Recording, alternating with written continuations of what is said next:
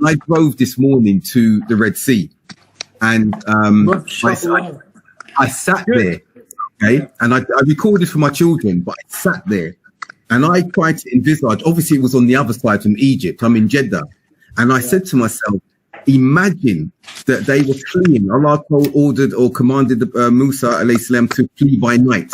And as they were approaching the Red Sea, as we're told by the exegesis of the Quran, the tafsir of Quran, it was the Red Sea. As they were approaching, and you can imagine the sun coming up in the morning, and they turned and they saw Pharaoh and his whole host, an army behind, pursuing them. Sat at the Red Sea and just pondered and just thought, Subhanallah wa bihamdi.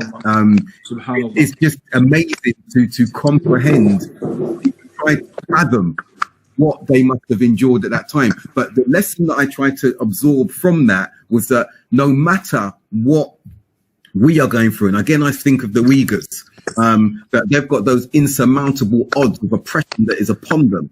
And in front of them, they must see the vastness of space or sea or whatever, metaphorically speaking. But that Allah will open a way for them and any of the oppressed to flee from the oppression or be protected from the oppression. No doubt, bro. And listen, look, there's a good reason we need to suffer in this world, right? There is a good reason. Because the reality is, if we all lived in luxury, we would forget Allah. We would, bro. We would forget Allah. We'd forget the akhirah. We would become heedless. This world is just a very, very temporary abode. Even if you live 1,000 years, your whole life is going to seem like nothing.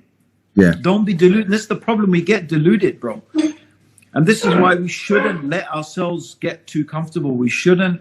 This is why, to go back to what I was saying, why we really need to struggle. You know, I had this philosophy, bro, back in the days, and maybe I don't have it quite so much anymore. But I said, look, I said to myself, Abdurrahim, right? You've got one or two choices. Either you make your life difficult by struggling in the path of Allah, right? You push yourself and you exert effort in the path of Allah, giving dawah, or else Allah's going to make your life hard.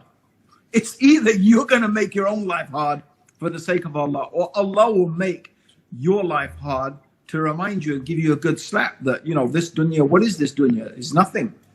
That's if Allah favors you. And the other thing, bro, we have to remember, right? Every one of us should remember. Don't imagine that this suffering is a sign of Allah's displeasure. Not at all. The Prophet ﷺ said that Allah tests the people that He loves. The ones He loves, He tests them. And the ones He loves the most, He tests them the most.